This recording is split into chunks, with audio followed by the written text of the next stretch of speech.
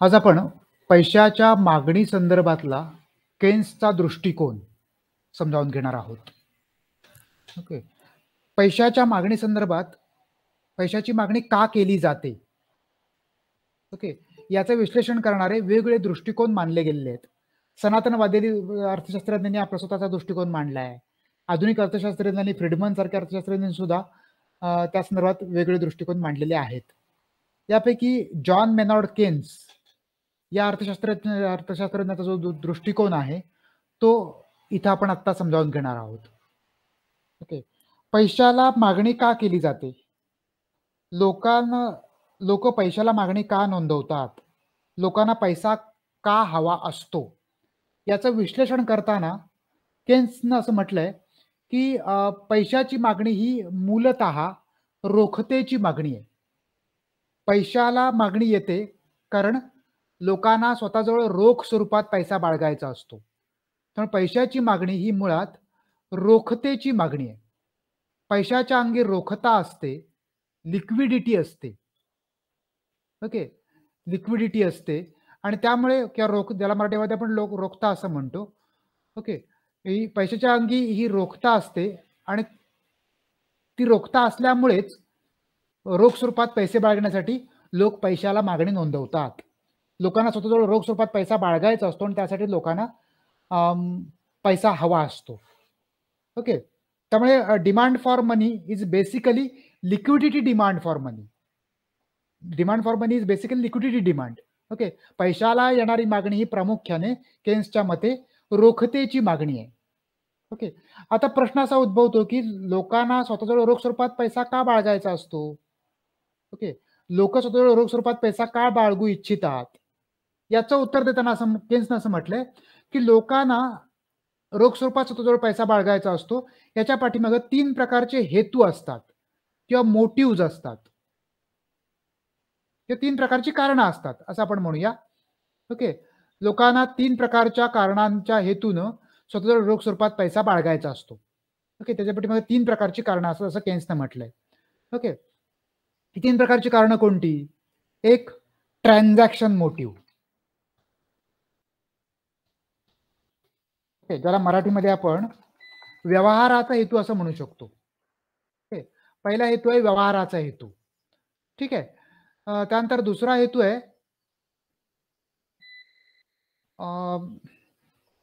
Transaction motive. त्यानंतर दुसरा हेतू आहे तरतुदीचा हेतू. Okay. Precautionary motive. Precautionary motive. Precautionary motive म्हणजे तरतुदीचा हेतू. आणि तिसरा हेतू आहे सट्टेबाजीचा हेतू. तिसरा हेतू आहे स्पेक्युलेटिव्ह मोटिव्ह.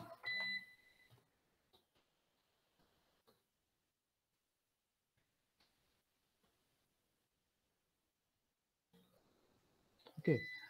या 3 हेतूंनी पैशाला मागणी येते. पहिला हेतू आहे ट्रान्झॅक्शन मोटिव्ह, ज्याला आपण मराठीमध्ये व्यवहाराचा हेतू असं म्हणतो. दुसरा हेतू आहे प्रिकॉशनरी मोटिव्ह, ज्याला मराठीमध्ये आपण तरतुदीचा हेतू असं म्हणतो. आणि तिसरा हेतू आहे स्पेक्युलेटिव्ह मोटिव्ह, ज्याला मराठीमध्ये आपण सट्टेबाजीचा हेतू असं म्हणतो. ओके. प्रामुख्याने या 3 हेतूंनी पैशाला मागणी येते असं केन्स म्हणतो. ओके. काय पैशाला लोकांना स्वतःजवळ रोख स्वरूपात पैसा बाळगायचा असतो. प्रामुख्याने या 3 हेतूंमुळे लोकांना स्वतःजवळ रोख स्वरूपात पैसा बाळगायचा असतो असं केन्स मानतो. ओके.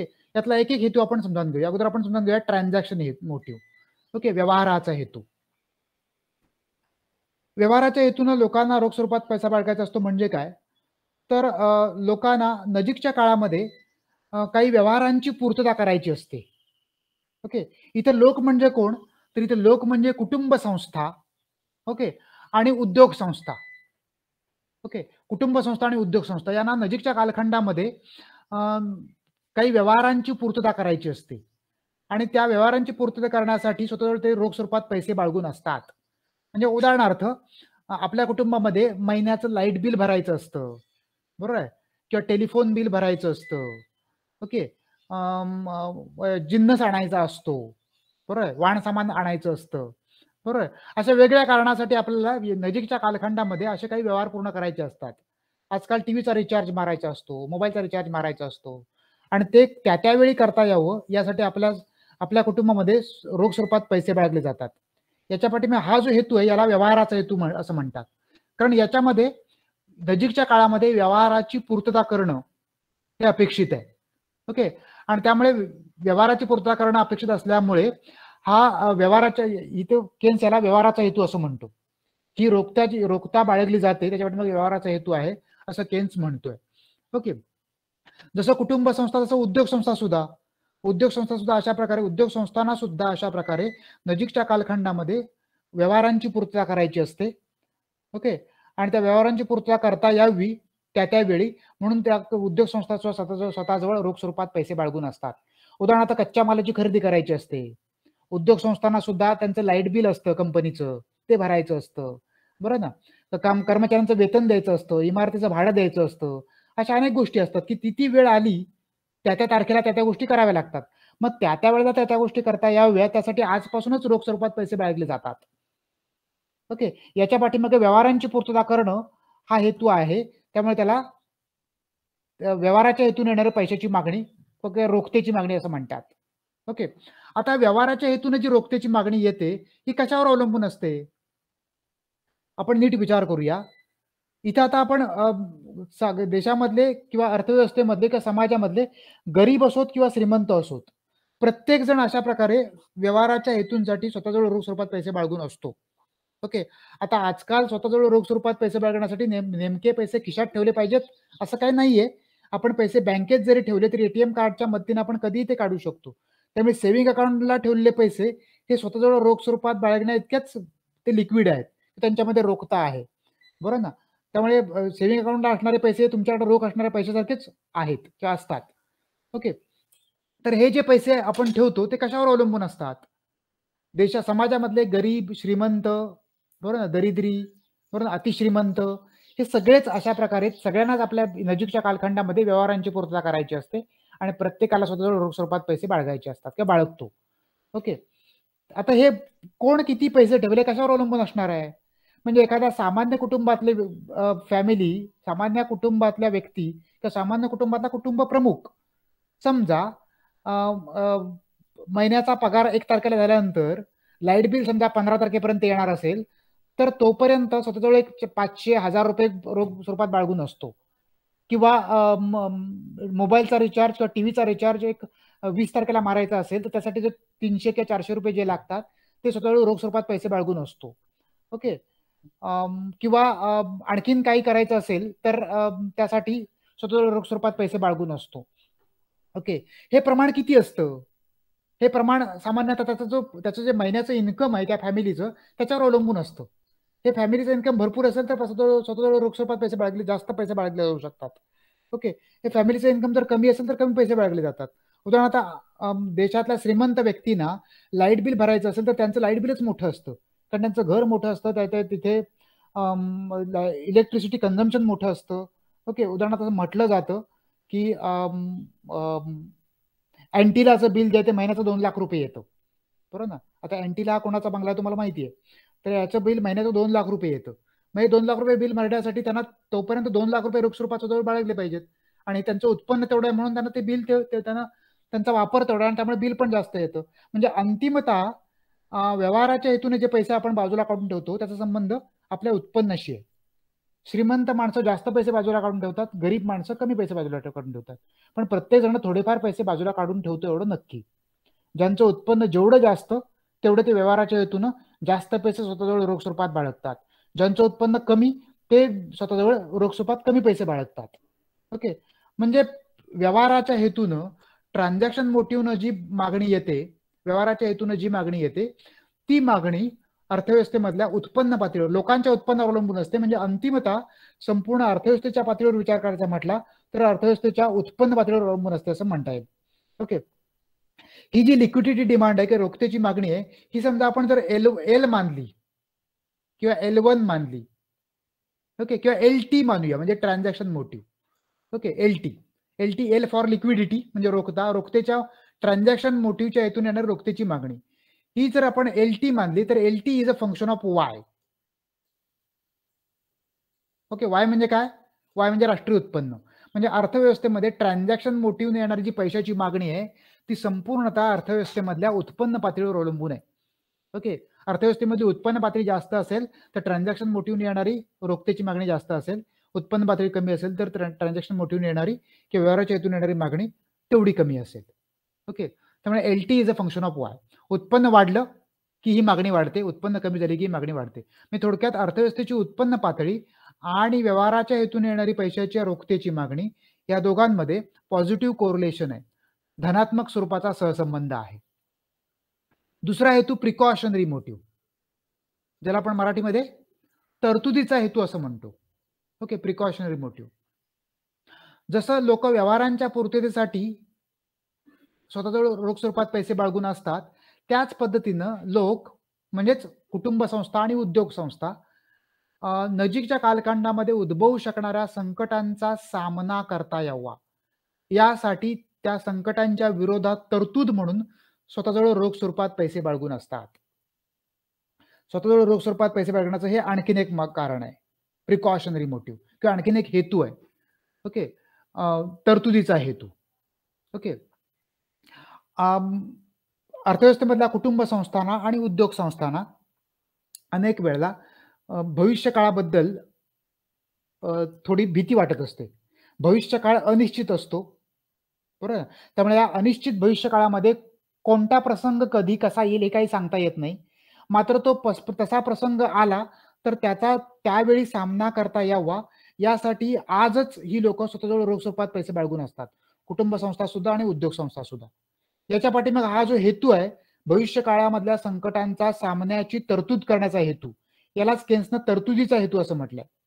इथे पैशाची रोखतेचा तरतुदीचा हेतू आहे, की रोख स्वरूपात पैसा बाळगण्याच्या पाठीमागं तरतुदीचं कारण आहे, की तरतुदीचा हेतू आहे.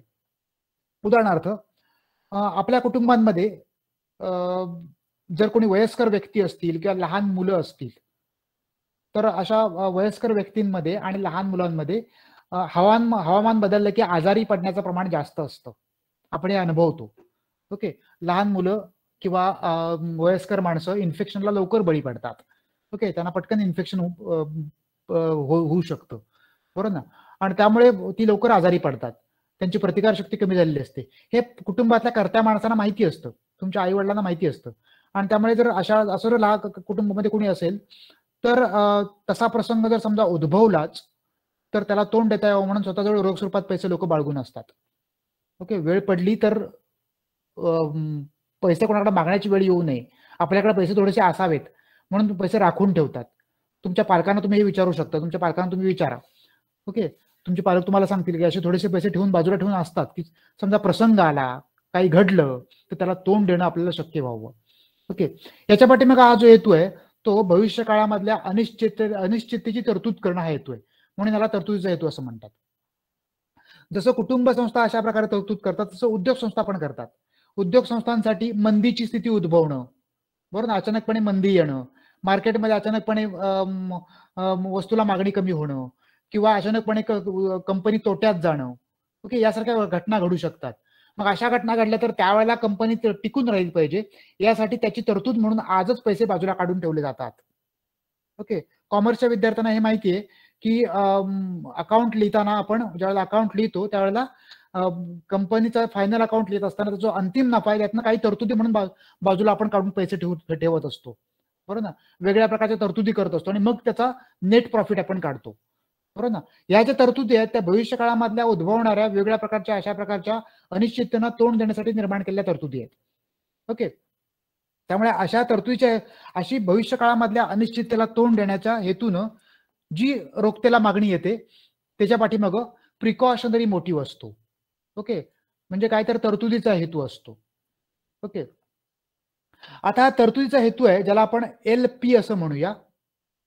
LP. ओके, LP म्हणजे काय, लिक्विडिटी डिमांड. L म्हणजे लिक्विडिटी डिमांड. ओके, रोखतेची मागणी. आणि P म्हणजे काय, प्रिकॉशनरी मोटिव्ह, म्हणून आपण P घेतला, LP. आता हा जो LP आहे हा कशावर अवलंबून आहे? ओके, कोण किती पैसा काढून ठेवू शकतो? ज्याचं उत्पन्न जास्त आहे तो जास्त पैसे काढून ठेवू शकतो, ज्याचं उत्पन्न कमी आहे तो कमी काढून ठेवू शकतो, बरोबर ना. ज्याचं महिन्याचं उत्पन्न 4 किंवा 5,000 असेल तो तरतुदीच्या हेतून 200-400 रुपये बाजूला काढून ठेवेल. अगदीच प्रसंगातून निभावून नेता यावं म्हणून असे पैसे आपण बाजूला काढून ठेवतो, बरोबर. ज्याचं उत्पन्न महिन्याला 1,00,000 रुपये आहे तो 10-15,000 रुपये बाजूला काढून ठेवेल. ज्याचं उत्पन्न महिन्याला 1 कोटी आहे किंवा कोटी रुपयांमध्ये आहे तो काही लाख रुपये बाजूला काढून ठेवेल. ओके. हे ज्याच्या पुन्हा एकदा हे ज्याच्या त्याच्या उत्पन्नावर पातळीवर अवलंबून असेल. ज्याचं उत्पन्न जास्त तो जास्त पैसे बाजूला काढून ठेवू शकेल, ज्याचं उत्पन्न कमी तो कमी पैसे बाजूला काढून ठेवू शकेल.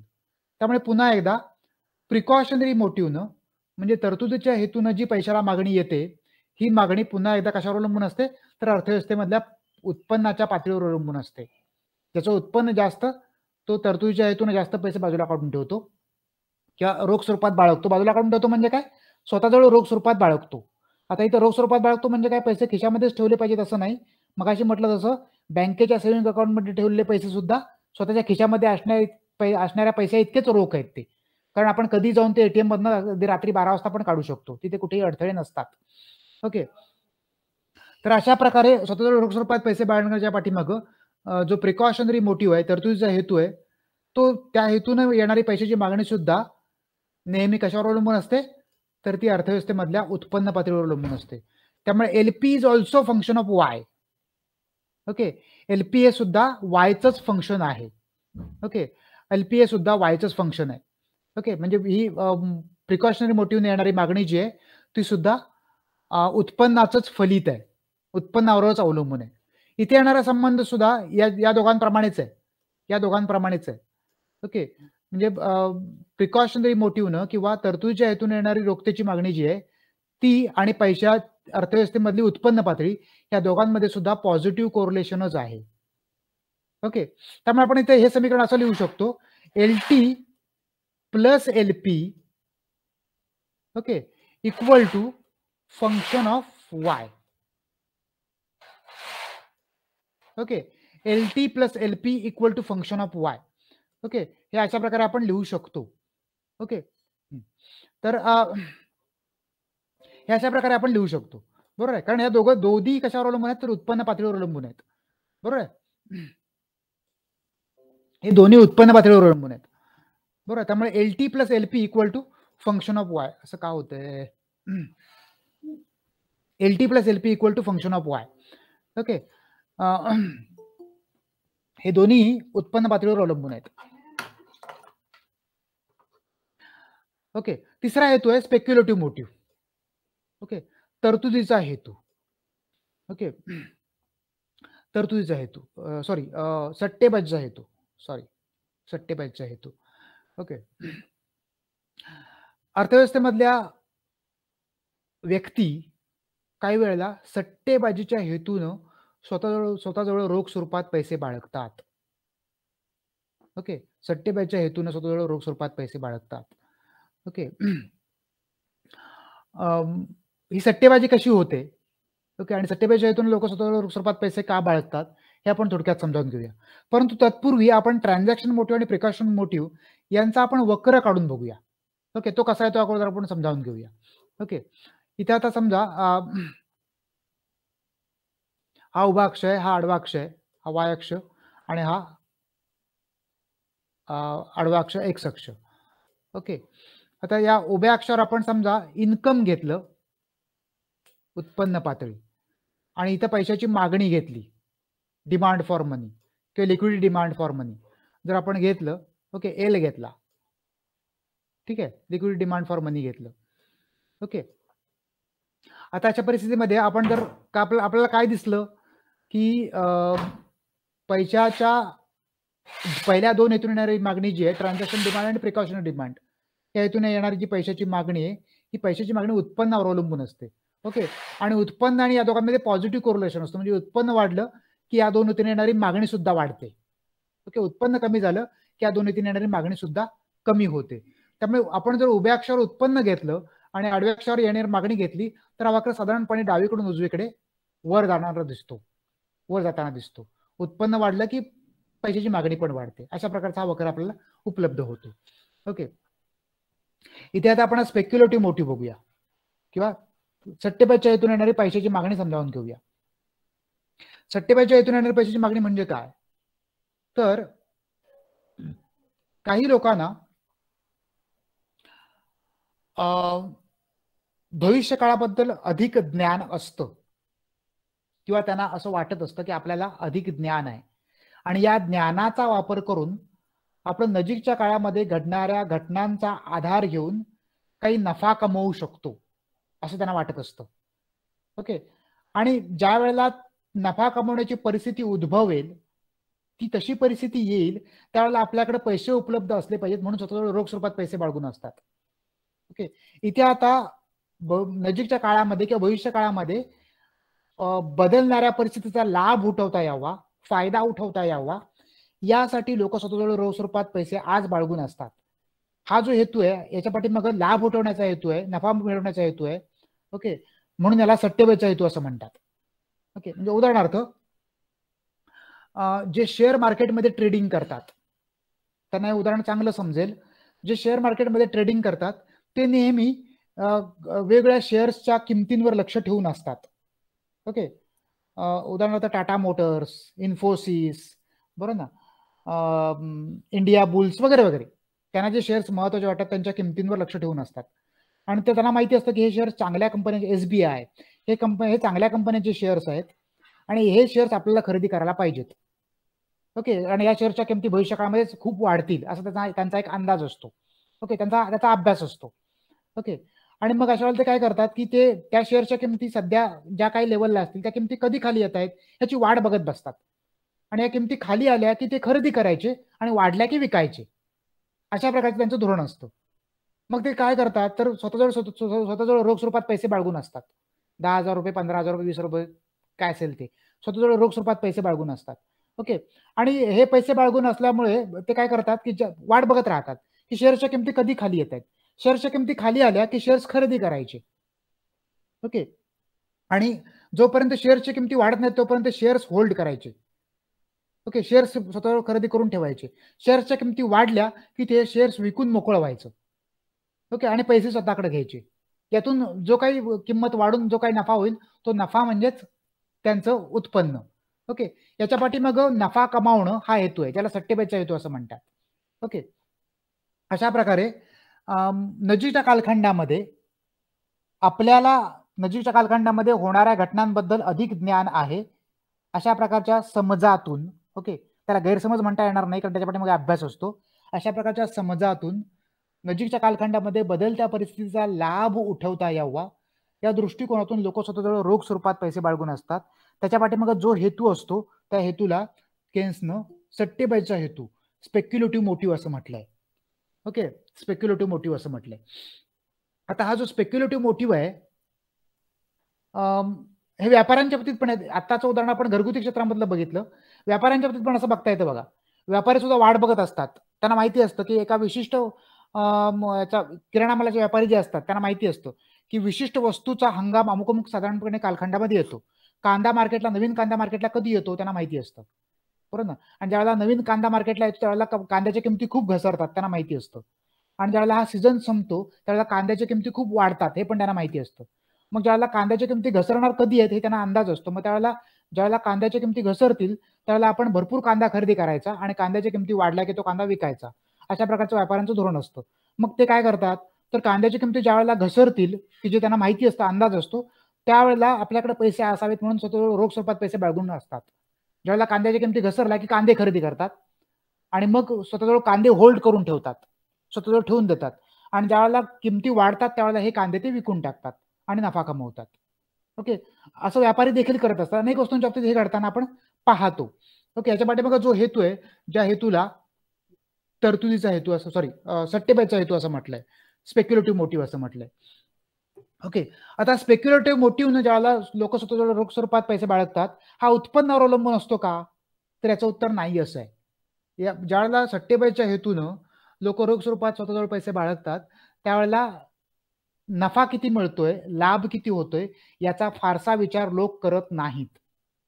ओके. याचा फारसा विचार लोक करत नाहीत. ओके. तर मग कसला विचार करतात लोक? व्याजदराचा विचार करतात. बाजारपेठेमध्ये व्याजदर किती आहे आणि आपण स्वतः रोख स्वरूपात पैसे बाळगून सट्टेबाजी करून आपला नफा काय मिळणार याची ते तुलना करत राहतात. ओके, आणि त्यानुसार मग ते पैसे गुंतवतात. आपल्याकडे ठेवायचे की बँकेत नेऊन ठेवायचे फिक्स डिपॉझिटमध्ये याचा विचार करतात. बरं ना. आणि त्यामुळे प्रामुख्याने व्याजदराचा विचार केला जातो. उदाहरणार्थ बाजारपेठेमधले व्याजदर जर 10-12% असतील, 12% आहेत समजा, ठेवींवरचे फिक्स डिपॉझिटचे व्याजदर समजा 12% आहेत आणि लोक मार्केटमधून सट्टेबाजीमधून 8%च मिळणार असतील, तर अशा वेळेला लोक इथे गुंतवणार नाहीत, तर स्वतःजवळ पैसे न बाळगता काय करतील लोक, हे पैसे बँकेमध्ये फिक्स डिपॉझिटमध्ये नेऊन टाकतील. ओके, पण प्रत्येकाला अशा प्रकारे व्याजदराचा विचार केला जातो आणि व्याजदराचा विचार करूनच लोक स्वतः रोख स्वरूपात पैसे बाळगतात. त्यामुळे स्पेक्युलेटिव्ह हेतून किंवा सट्टेबाजी हेतून येणारी जी मागणी, ज्याला आपण LS असं म्हणूया. ओके, ही LS कशावर अवलंबून असते, तर ही LS R वर अवलंबून असते. Okay, LS is a function of R. पहिल्या दोन हेतून येणारी जी मागणी आहे ती कशावर अवलंबून आहे, पहिल्या दोन हेतून येणारी मागणी ही याच्यावर अवलंबून आहे. कशावर अवलंबून आहे, तर उत्पन्नावर अवलंबून आहे. मात्र तिसऱ्या हेतून म्हणजे सट्टेबाजी हेतून येणारी मागणी जी आहे ती व्याजदरावर अवलंबून आहे. R म्हणजे व्याजदर, अर्थव्यवस्थेमधला व्याजदर, स्मॉल r म्हणजे. त्यामुळे LS is a function of R. LS म्हणजे स्पेक्युलेटिव्ह मोटिव्ह किंवा सट्टेबाजीच्या हेतून येणारी मागणी जी आहे ती व्याजदरावर अवलंबून आहे. त्यामुळे LS हे R चं फंक्शन आहे. ओके, स्पेक्युलेटिव्ह मोटिव्हने येणारी मागणी जी आहे, ओके, ही मागणी स्पष्ट करताना केन्सनं बॉन्डचं उदाहरण घेतलंय. ओके, अर्थव्यवस्थेमध्ये वापरल्या जाणाऱ्या, व्यवहारांमध्ये वापरल्या जाणाऱ्या बॉन्ड्सचं उदाहरण घेतलंय. ओके, आपल्याला माहिती आहे बॉन्ड्स एक फिक्स्ड रेट ऑफ इंटरेस्ट धारण करतात. बॉन्ड्सवर एक स्थिर व्याजदर उपलब्ध होत असतो किंवा स्थिर उत्पन्न मिळत असतं.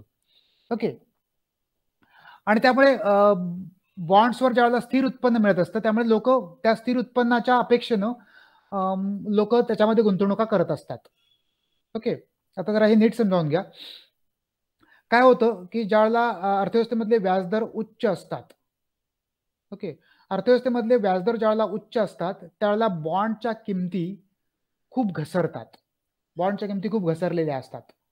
ओके, आणि बॉन्डच्या किमती खूप घसरलेल्या असल्यामुळे लोक बॉन्ड खरेदी करतात, स्वतः रोख स्वरूपात पैसे बाळगत नाहीत.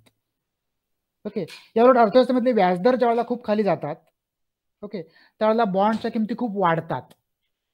ओके, व्याजदर ज्यावेळेला खूप खाली जातात त्यावेळेला बॉन्डच्या किमती खूप वाढतात आणि बॉन्डच्या किमती खूप वाढल्यामुळे लोक बॉन्ड विकून टाकतात आणि स्वतः रोख स्वरूपात पैसे बाळगतात. ओके, आणि त्यामुळे काय होतं, तर व्याजदर आणि स्पेक्युलेटिव्ह मोटिव्ह सट्टेबाजी हेतून यांच्यामध्ये जे रिलेशन आहे ते निगेटिव्ह कोरिलेशन होतं. व्याजदर उच्च असला की बॉन्डच्या किमती खूप कमी झालेल्या असल्यामुळे लोक बॉन्ड खरेदी करतात, त्यामुळे स्वतःजवळ रोख स्वरूपात पैसे न बाळगता बॉन्ड बाळगतात. ओके, आणि त्यामुळे पैशाच्या रोखतेची मागणी कमी होते स्पेक्युलेटिव्ह मोटिव्हने. पण व्याजदर ज्यावेळेला खूप कमी होतात त्यावेळेला बॉन्डच्या किमती खूप वाढलेल्या असतात, अशा वेळेला लोक बॉन्ड विकून टाकतात आणि स्वतःजवळ रोख स्वरूपात पैसे बाळगतात आणि त्यामुळे स्पेक्युलेटिव्ह मोटिव्हने रोखतेची मागणी वाढते. ओके, त्यामुळे R आणि LS यांच्यामध्ये निगेटिव्ह स्वरूपाचं कोरिलेशन आहे. इथे आपण बघितलं होतं या दोघांमध्ये पॉझिटिव्ह स्वरूपाचं कोरिलेशन होतं. LT आणि LP यांचं वायशी असणारं कोरिलेशन जे आहे ते पॉझिटिव्ह आहे, पण LS आणि R यांच्यामधलं जे कोरिलेशन आहे हे मात्र निगेटिव्ह आहे. ओके, नकारात्मक स्वरूपाचा संबंध आहे, कारण यातला एक वाढला की दुसरा कमी होतो. R ची जर किंमत वाढली तर LS कमी होणार, R ची किंमत कमी झाली तर LS वाढणार, म्हणून दोघांमध्ये निगेटिव्ह कोरिलेशन आहे, हे केन्सने दाखवून दिलं. हे आपण एका उदाहरणाच्या सहाय्याने समजावून घेऊया. ओके, समजा बॉन्डची किंमत, ओके, समजा इथे मी घेतो, समजा बॉन्डची किंमत समजा 100 रुपये. ओके, आपण एक उदाहरण घेऊया. बॉन्डची किंमत समजा 100 रुपये, अर्थव्यवस्थेमधले व्याजदर समजा 10% आहेत. ओके, अर्थव्यवस्थेमधले व्याजदर 10% आहेत आणि या बॉन्डवर समजा 10% रिटर्न मिळतोय. बॉन्डवरचा मिळणारा रिटर्न फिक्स्ड आहे, हे अर्थव्यवस्थेमधले व्याजदर आहेत. इथे आपण जे 10% येते ते अर्थव्यवस्थेमधले व्याजदर आहेत.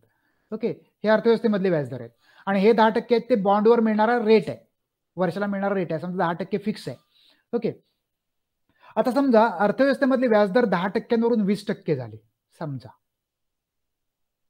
ओके, म्हणजे हेच पैसे जर अर्थव्यवस्थेमध्ये गुंतवले तर 20% रिटर्न मिळणार, व्याज मिळणार आहे त्याच्यावर. आता अर्थव्यवस्थेमध्ये जर 20% 20% मिळणार आहेत, 100 रुपयावर 20 रुपये मिळणार आहेत, तर इथं 20% मिळवण्यासाठी 2 बॉन्ड खरेदी करावे लागतील. एका बॉन्डवर 10% मिळतात. इथं 20% मिळवण्यासाठी 2 बॉन्ड खरेदी करावे लागतील. बरोबर आहे. आणि 2 बॉन्ड खरेदी करायचे म्हटले तर इथं जी किंमत आहे ती किंमत निम्मी होईल. ओके, 100 रुपयांमध्येच गुंतवायचं म्हणजे इथे बॉन्ड 2 खरेदी करण्यासाठी इथं बॉन्डची किंमत 50 रुपये होईल. ओके, म्हणजे इथं व्याजदर वाढल्यामुळे बॉन्डची किंमत काय झाली? खाली आली, निम्मी झाली. हेच जर व्याजदर कमी झाले, हे 5% झाले. ओके, तर इथं आता काय होईल? बॉन्डची किंमत काय होईल? दुप्पट होईल, 200 रुपये होईल. कारण आता बॉन्डची किंमत वाढेल. कारण लोक काय करतील? लोक आता पैसे इथं न गुंतवता बॉन्डमध्ये गुंतवायला जातील आणि बॉन्डची मागणी वाढून बॉन्डची किंमत वाढेल. इथं काय होईल? इथं लोक मार्केटमध्ये पैसे गुंतवायला जातील, बाजारात 20% व्याजदर जास्त मिळतो आणि त्यामुळे बॉन्डची मागणी कमी होऊन बॉन्डची व्हॅल्यू कमी होईल. ओके, त्यामुळे बाजारातले व्याजदर ज्यावेळेला उच्च असतात त्यावेळेला बॉन्डची जी मूल्य आहे ते कमी असतं. ओके, आणि बाजारातले व्याजदर ज्यावेळेला कमी होतात त्यावेळेला बॉन्डचं मूल्य जे आहे ते वाढतं. ओके, त्यामुळे बॉन्डचं मूल्य आणि बाजारातले व्याजदर यांच्यामध्ये निगेटिव्ह कोरिलेशन राहतं. ओके, आणि बॉन्डचं मूल्य ज्यावेळेला कमी होतं त्यावेळेला लिक्विडिटी डिमांड जी आहे ती वाढते. ओके, लिक्विडिटी बॉन्डचं मूल्य ज्यावेळेला कमी होतं त्यावेळेला लोक बॉन्ड जास्त खरेदी करतात आणि स्वतःजवळ रोख स्वरूपात पैसे बाळगत नाहीत. त्यामुळे एलएसची मागणी कमी होते. बॉन्डचं मूल्य कमी झालं की लोक बॉन्ड खरेदी करतात. त्यामुळे पैसे न बाळगता रोख स्वरूपात पैसे न बाळगता बॉन्ड बाळगतात आणि बॉन्ड बाळगतात म्हणजेच पैशाच्या रोखतेची मागणी कमी होते. बरं ना, पैशाच्या रोखतेची मागणी कमी होते आणि पैशाच्या रोखतेची मागणी कमी होत असल्यामुळे एलएस आणि आर याच्यामध्ये निगेटिव्ह कोरिलेशन येतं. यावर ज्यावेळेला बाजारामधले व्याजदर कमी होतात त्यावेळेला बॉन्डचं मूल्य वाढतं. बाजारामधले व्याजदर ज्यावेळेला कमी होतात त्यावेळेला बॉन्डचं मूल्य वाढतं आणि बॉन्डचं मूल्य वाढल्यामुळे लोक काय करतात? सट्टेबाजीच्या हेतूने ज्यांनी बॉन्ड खरेदी केले होते पूर्वी ते सगळे बॉन्ड विकून मोकळे होतात कारण किंमत वाढून मिळाली आणि बॉन्ड विकून मोकळे होतात आणि त्यामुळे स्वतःजवळ रोख स्वरूपात पैसे बाळगतात. ओके, आणि त्यामुळे काय होतं? त्यामुळे स्वतःजवळ रोख स्वरूपात असणाऱ्या पैशाची मागणी वाढते. ओके, त्यामुळे आर आणि एल एस याच्यामध्ये निगेटिव्ह कोरिलेशन आहे. ओके, आता याची आपण आकृती काढून बघूया. ओके, इथं आपण आता एल एस आणि इथे आता सट्टेबाजीच्या हेतूने येणाऱ्या रोखतेची मागणी याची आपण आकृती काढूया. ओके, आडव्या अक्षरावर आपण डिमांड घेऊया, पैशाची मागणी घेऊया. उभ्या अक्षरावर आपण व्याजदर घेऊया. ओके, आता आपल्याला माहिती आहे की आपण बघितलंय की व्याजदर आणि एल एस ह्याच्यामध्ये असणारं कोरिलेशन जे आहे ते निगेटिव्ह आहे. एक वाढला की दुसरा कमी होतो, एक कमी झाला की दुसरा वाढतो. कारण दोघांमध्ये निगेटिव्ह कोरिलेशन आहे आणि निगेटिव्ह कोरिलेशन असेल तर याचा वक्र आपल्याला डावीकडून उजवीकडे उतरत जाणारा मिळणार हे निश्चित आहे. बरोबर ना, म्हणजे कारण आर जसा वाढत जाईल तसा एल डी कमी कमी होणार आहे. ओके, त्यामुळे उच्च व्याजदरापाशी कमी मागणी. ओके, आणि कमी व्याजदरापाशी उच्च व्याजदरापाशी कमी मागणी आणि कमी व्याजदरापाशी जास्त पैशाची रोखतेची मागणी. बरोबर ना, इथे बघा कमी व्याजदर असेल तर एल एस जास्त आहे, जास्त व्याजदर असेल तर एल एस कमी आहे. ओके, त्यामुळे उच्च व्याजदरापाशी कमी रोख्याची मागणी आणि कमी व्याजदरापाशी जास्त रोखतेची मागणी अशा प्रकारे संबंध असल्यामुळे हा जो वक्र आहे हा वक्र आपल्याला डावीकडून उजवीकडे उतरत जाणारा मिळेल, निगेटिव्ह उताराचा मिळेल. ओके, हा आहे एल एस चा वक्र. ओके, हा वक्र कसा दिसतोय? आपल्याला डावीकडून उजवीकडे उतरत जाणारा दिसतोय. बरोबर, एल एस चा वक्र स्पेक्युलेटिव्ह मोटिव्हने का सट्टेबाजीच्या हेतूने येणाऱ्या पैशाच्या मागणीचा वक्र डावीकडून उजवीकडे उतरत जाणारा आपल्याला दिसतोय. ओके, इथं हा व्याजदर आहे. ओके, उभ्या अक्षर आपण व्याजदर घेतलाय. आता इथं केन्स म्हणतोय की अर्थव्यवस्थेमध्ये एक किमान व्याजदराची पातळी असते. समजा ही R1 आहे, ही किमान व्याजदराची पातळी आहे की ज्याच्या खाली व्याजदर जात नाही. ओके, आणि या किमान व्याजदराच्या पातळीपाशी लोक अमर्याद स्वरूपात स्वतःजवळ रोख स्वरूपात पैसे बाळगतात. ओके, अमर्याद स्वरूपात स्वतः लोक रोख स्वरूपात पैसे बाळगतात. ओके, त्यामुळे इथं एका या विशिष्ट किमान पातळीवरच्या व्याजदरापाशी हा जो वक्र आहे हा वक्र आडव्या अक्षाला समांतर होतो आणि इथं लोक स्वतःजवळ इथे व्याजदर जर या पातळी इतका खाली गेला तर लोक स्वतः बॉन्ड खरेदी करायला धजावतच नाहीत. ओके, कारण बॉन्डच्या किमती खूप खाली गेलेल्या असतात, बॉन्डच्या किमती खूप वाढलेल्या असतात. त्या किमान व्याजदरापाशी बॉन्डच्या किमती खूपच वाढलेल्या असतात. ओके, बॉन्डच्या किमती खूप वाढलेल्या असल्यामुळे आता लोकांना अपेक्षा अशी असते की याच्यापेक्षा बॉन्डच्या किमती वाढणार नाहीत आणि याच्यापेक्षा बॉन्डच्या किमती वाढल्या नाहीत, वाढणार नसतील तर बॉन्ड आता खरेदी करायचे कशाला उच्च किमतीला. आता आपण बॉन्डच्या किमती खाली येण्याची वाट बघू असं म्हणून लोक बॉन्डच्या किमती खाली येण्याची वाट बघत असतात आणि त्यामुळे बॉन्ड कोणीच खरेदी करत नाही आणि त्यामुळे सगळेच लोक स्वतः रोख स्वरूपात पैसे बाळगून राहतात. ओके. आणि त्यामुळे इथं या किमान व्याजदरापाशी लोकांच्या रोखतेची मागणी अमर्याद असते आणि त्यामुळे हा जो वक्र आहे हा वक्र इथं आडव्या अक्षाला समांतर होतो. हा जो वक्र आडव्या अक्षाला समांतर होतो याला केन्स लिक्विडिटी ट्रॅप असं म्हणतो. लिक्विडिटी ट्रॅप म्हणजे काय? मराठीमध्ये रोखतेचा सापळा. ओके. याला केन्सनं रोखतेचा सापळा असं म्हटलंय. हा लिक्विडिटी ट्रॅप आहे. या लिक्विडिटी ट्रॅप मध्ये काय घडतं, अर्थव्यवस्थेमधले जे व्याजदर आहेत ते इतक्या किमान पातळीवर म्हणजे कमीत कमी पातळीवर खालच्या पातळीवर पोहोचतात की ज्या पातळीवर पोहोचल्यानंतर बॉन्डच्या किमती सर्वोच्च पातळीवर पोहोचलेल्या असतात आणि बॉन्डच्या किमती सर्वोच्च पातळीवर पोहोचलेल्या असल्यामुळे लोक आता बॉन्ड खरेदी करायला धजावत नाहीत आणि त्यामुळे कारण लोकांना अपेक्षा असते की लोकांना माहिती असतं की आता बॉन्डच्या किमती वाढणार नाहीये, त्याच्यापेक्षा वाढणार नसतील तर मग बॉन्डच्या किमती वाढणार नसतील तर मग आता बॉन्ड खरेदी कशाला करायची, खरेदी केली तर आपल्याला लॉस होणार कारण बॉन्डच्या किमती आता कमीच होण्याची शक्यता आहे, बरोबर ना.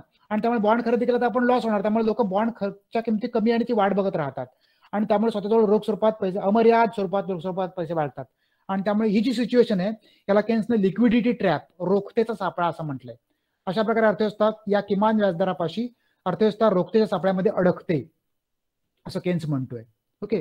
तर इथे आपण बघितला हा जो आर आहे हा आर काय होतोय डावीकडून उजवीकडे उतरत जाणारा असलेला आपल्याला दिसतोय.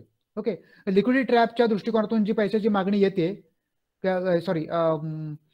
रोखतेच्या संदर्भात किंवा आपण याला सट्टेबाजीच्या हेतूने जी पैशाची मागणी येते त्याचा जो वक्र आहे तो वक्र डावीकडून उजवीकडे उतरत जाणारा असलेला आपल्याला दिसतो आहे. ओके. आता आपण पैशाच्या मागणीचे 3 हेतू बघितले आणि त्याचा आणि अर्थव्यवस्थेमधल्या उत्पन्न आणि व्याजदर यांचा असणारा संबंध आपण पाहिला. ओके. पुढच्या लेक्चरला आपण या दोघांचं एकत्रीकरण करून त्याचा वक्र कसा काढता येईल हे पाहू.